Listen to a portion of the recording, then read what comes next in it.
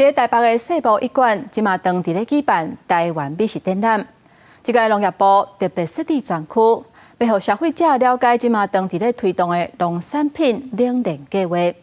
咱台湾的温度是高，而且佫潮湿，采收果子比较较袂抗力，所以为产地到市场，若是会当低温运送甲保存，就会当互这采收果子通好保持青笑。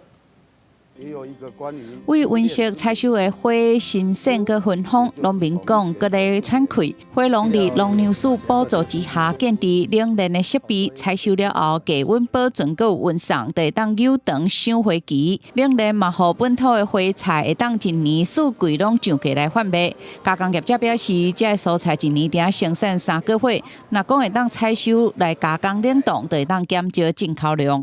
把它加工起来，来作为进口的替代，我们就不用从国外进口。那我们可以帮助更多的农民在1、2、3月的时候，大量的来去做这个青花菜。目前伫台北世贸一馆展出的台湾美食展，农业部特别要向消费者推广建立蔬果冷链体系优点。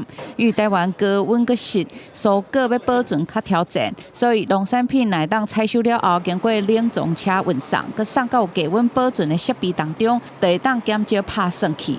预计透过这个冷链的计划可以减少蔬果10%的损耗，那也可以延长它50%的出价寿命。